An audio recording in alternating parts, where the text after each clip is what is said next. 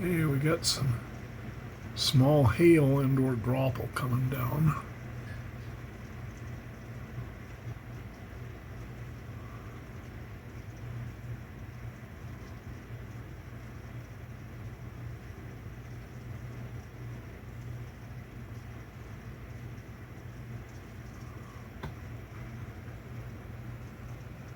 Quite a bit of it coming off the roof and piling up there.